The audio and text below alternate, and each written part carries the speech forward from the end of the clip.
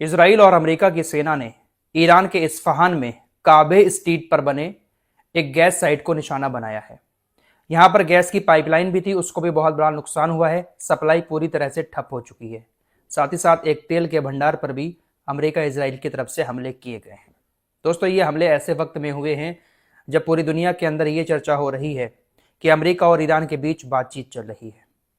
क्या वाकई में अमेरिका और ईरान के बीच किसी तरह की कोई बातचीत हो रही है? दोस्तों, ऑफिशियली इसकी जानकारी अभी तक ईरान की तरफ से नहीं दी गई है। आप ये नहीं कह सकते कि ईरान और अमेरिका के अधिकारी सीज फायर को लेकर या इस जंग से रिलेटेड कोई बातचीत कर रहे हैं आपस में एक साथ बैठकर। इस बात को कंफर्म किया ही नहीं जा सकता, क्योंकि अमेरिका कुछ कह रहा है, ईरान के अधिकारी कुछ कह रहे हैं। साथ ही साथ जो इजरायली मीडिया है वो कुछ और ही कह रहा है। कल की सारी बातें आप लोगों को मालूम है। डोनाल्ड ट्रंप की तरफ से दावा किया गया कि हम ईरान की किसी भी गैस फैसिलिटी को निशाना नहीं बनाएंगे, तेल के भंडार पर हमला नहीं करेंगे। हमने 5 दिन हमले बंद कर दिए हैं। लेकिन ईरान की तरफ से कहा गया कि हमने किसी तरह की कोई बातचीत अमेरिका से नहीं की है, जंग जारी रहेगी। डोनाल्ड ट्रंप ये सारी मनगढ़ंत बातें दुनिया के सामने रख रहे हैं। हमने डोनाल्ड ट्रंप से किसी तरह की कोई बातचीत नहीं की है और ना ही करेंगे। उसके कुछ ही देर के बाद फिर खबरें आना शुरू हो गई इजरायली मीडिया की तरफ से कि ईरान और अमेरिका के अधिकारी पाकिस्तान के अंदर अगले हफ्ते बातचीत शुरू कर सकते हैं। पाकिस्तान बिचौलिया देश बनने को तैयार है। पाकिस्तान के अंदर बैठकर अमेरिका और ईरान के अधिकारी बातचीत करेंगे। सबसे पहले यह दावा इजरायली मीडिया की तरफ से किया गया। उसके बाद अमेरिकी मीडिया ने भी इस खबर को चलाया कि पाकिस्तान के अंदर अगले हफ्ते बातचीत हो सकती है। डोनाल्ड ट्रंप की तरफ से जब यह दावा किया गया था कि हमारे और ईरान के बीच बातचीत हो चुकी है, 5 दिन तक हम ईरान के ऊपर हमले नहीं करेंगे, ईरान ने इनके इस बयान को खारिज किया। उसके बाद ईरानी नेताओं की तरफ से भी बयान आना शुरू हो गए। ईरानी पार्लियामेंट के जो स्पीकर हैं, अध्यक्ष जो हैं, उन्होंने कहा कि डोनाल्ड ट्रंप ये झूठ इसलिए बोल रहे हैं ताकि जो ऑयल प्राइसेस बहुत ऊपर जा चुके हैं वो कंट्रोल में आ जाएं। डोनाल्ड ट्रंप से ईरान की या ईरान के अधिकारियों की डोनाल्ड ट्रंप के अधिकारियों से किसी तरह की कोई बातचीत नहीं हो रही है। डोनाल्ड ट्रंप दुनिया के सामने ये झूठ इसलिए बोल रहे हैं ताकि जो तेल के प्राइस ऊपर चले गए हैं, इनके इस तरह से बोलने से प्राइस नीचे आ जाए। क्योंकि दोस्तों, जंग ये रुकेगी तो तेल के दाम जो ऊपर गए हैं वो दाम नीचे आ जाएंगे। डोनाल्ड ट्रंप के इस बयान के बाद कुछ दाम नीचे आए भी हैं। साथ ही साथ जो शेयर मार्केट डाउन हो चुका था उसमें भी थोड़ा सा उछाल आया। जंग की वजह से सब कुछ डाउन हो रहा है।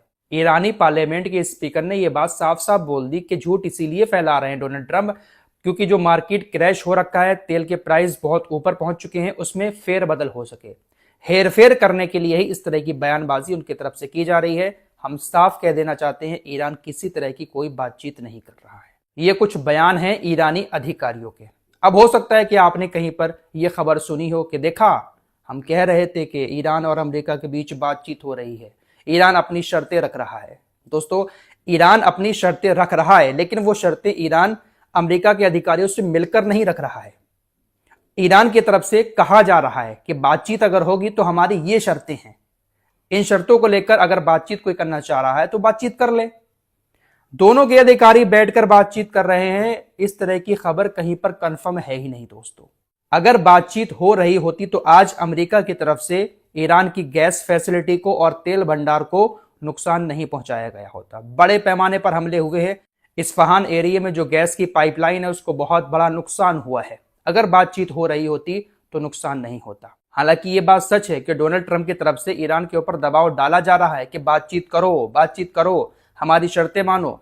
लेकिन ईरान कह रहा है कि हम बातचीत तब करेंगे, हमारी ये शर्तें हैं, इन शर्तों को अगर आप मानते हैं हम बातचीत के लिए तैयार हैं। अब शर्तें कौन सी रखी हैं ईरान ने, वो भी आपको बताता हूं।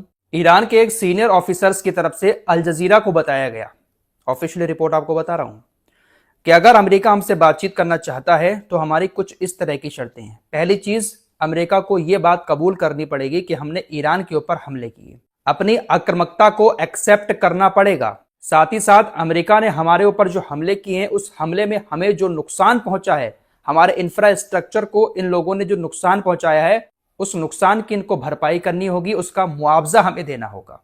अमेरिका किसी तरह की कोई टाइम लिमिट हमारे ऊपर सेट नहीं करेगा। दरअसल आपको मालूम है ना, अमेरिका ने कहा था कि आप 5 साल तक यूरेनियम का संवर्धन बंद कर दें, उसके बाद अगर करेंगे भी तो सिर्फ 1.5% करें। तो इन्हीं सारी बातों को लेकर कहा है कि किसी तरह की कोई टाइम लिमिट हमारे ऊपर अमेरिका सेट नहीं करेगा। साथ ही साथ स्ट्रेट ऑफ हॉर्मुज में जो बारूदी सुरंगें बिछाने की बात हमारी तरफ से कही जा रही है, वो अभी भी पूरी तरह से दूर है। हम बारूदी सुरंगें अभी नहीं बिछा रहे हैं क्योंकि सारा एरिया अभी हमारे कंट्रोल में है। जब हमें लगेगा कि हमारे कंट्रोल से बाहर जा रहा है तब हम बारूदी सुरंगें बिछा देंगे। और अभी इसलिए भी नहीं बिछाई है क्योंकि अमेरिका बातचीत करने की कोशिश कर रहा है।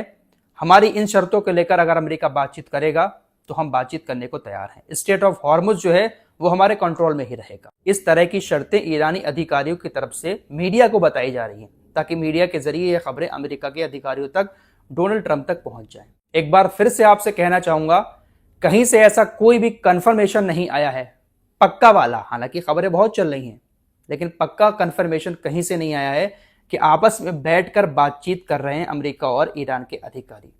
हाँ, ये खबरें जरूर आ रही हैं कि कुछ बिचौलिए देश बीच में हैं, लेकिन ये खबर भी पूरी तरह से कंफर्म नहीं है। बस मीडिया के जरिए, बयानबाजी के जरिए अपनी बात इधर से उधर अमेरिका और ईरान के अधिकारी कर रहे हैं। डोनाल्ड ट्रंप की तरफ से शाम जब इस बात का दावा किया गया था कि हम अब ईरान के ऊपर 5 दिन तक हमले नहीं करेंगे, ईरान ने उस बात को खारिज कर दिया। उसके बाद इन्होंने एक जगह फिर मीडिया से बातचीत करते हुए कहा कि देखिए, हम ईरान के अंदर उस आदमी से डील कर रहे हैं जो मेरे हिसाब से सबसे ज्यादा इज्जतदार है और एक अच्छा लीडर है। ये थोड़ा मुश्किल तो है, हमने सबको खत्म कर दिया, लेकिन इस वक्त हम जिससे डील कर रहे हैं ईरान के अंदर वो एक बहुत इज्जतदार आदमी है। इस पर रिपोर्टर ने डोनाल्ड ट्रंप से पूछा, कहीं वो सुप्रीम लीडर तो नहीं है? डोनाल्ड ट्रंप ने कहा, नहीं, वो सुप्रीम लीडर नहीं है।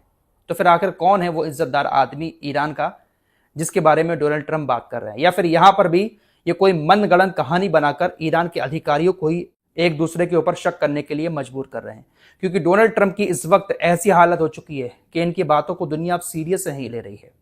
इनके बुलाने से कोई भी देश स्टेट ऑफ हॉर्मुज खुलवाने नहीं आया, क्योंकि इतनी ज्यादा बड़बोली बातें, इतने ज्यादा झूठ इनकी तरफ से फैलाए जा रहे हैं कि अब इनके पोस्ट को लोग हल्के में ले रहे हैं। ट्रंप ने कल शाम ही ये बात बोल दी थी कि कल सुबह हम उनके सबसे बड़े बिजली उत्पादन संयंत्रों को उड़ाने वाले हैं, जिन्हें बनाने में $10 अरब से ज्यादा का खर्च आया था। एक ही गोली, सब खत्म, ढह जाएगा। वे ऐसा चाहेंगे, इसलिए उन्होंने फोन किया, मैंने फोन नहीं किया। उन्होंने फोन किया, वे समझौता करना चाहते हैं। डोनाल्ड ट्रंप की तरफ से यह बात शाम ही बोल दी गई थी कि सुबह के वक्त में हम खतरनाक हमले करेंगे, और आज हमले किए भी हैं। नुकसान बहुत ज्यादा हुआ है इस्फहान एरिया में। हालांकि पावर हाउस को नुकसान नहीं हुआ है, लेकिन गैस की फैसिलिटी को बहुत बड़ा नुकसान हुआ है। डोनाल्ड ट्रंप ने यहां पर भी कहा कि उन्होंने फोन किया है हमें बातचीत करने के लिए, मैं फोन नहीं कर रहा हूं, जबकि ईरान कह रहा है कि हम तो बात ही नहीं करना चाहते। तो यहां से एक बात हम सभी को समझनी होगी, बातचीत हो रही है, नहीं हो रही है, कौन सच बोल रहा है, कौन झूठ बोल रहा है, इसको पूरी तरह से समझ पाना हम सभी के लिए बहुत मुश्किल हो रहा है। ईरान अमेरिका से बातचीत करना ही नहीं चाहता, जबकि डोनाल्ड ट्रंप जबरदस्ती घुस रहे हैं कि हम बातचीत कर रहे हैं। ईरान फोन करके हमसे बातचीत करने के लिए कह रहा है। उधर इजरायली मीडिया कह रहा है कि वो पाकिस्तान के अंदर अगले हफ्ते बातचीत करेंगे। क्या हो रहा है समझ नहीं आ रहा है, लेकिन जंग अभी जारी है। ईरान ने इजराइल के ऊपर रात फिर बहुत सारी मिसाइलें दागी हैं, कनस्टर बम से भी हमले किए हैं। साथ ही साथ कुवैत के अंदर भी बहुत सारी जगहों पर बत्ती गुल हो चुकी है, बिजली संयंत्र काम नहीं कर रहे हैं। हालांकि यहाँ पर कैसा हमला हुआ है इसकी जानकारी अभी सामने नहीं आई है। नेक्स्ट वीडियो में पूरी जानकारी आपको दूंगा। कुवैत में कहाँ कहाँ पर किस तरह के हमले हुए। कई सारी जगहों पर पावर प्लांट काम कर ही नहीं रहे हैं, बहुत सारी जगहों पर बत्ती गुल है कुवैत के अंदर। तो फिलहाल अभी जंग जारी है, बातों से भी जंग हो रही है और हमले करके भी एक दूसरे के ऊपर जंग जारी है। लेटेस्ट इन्फॉर्मेशन के लिए आप हमारे चैनल को सब्सक्राइब करके हमारे साथ जुड़ सकते हैं।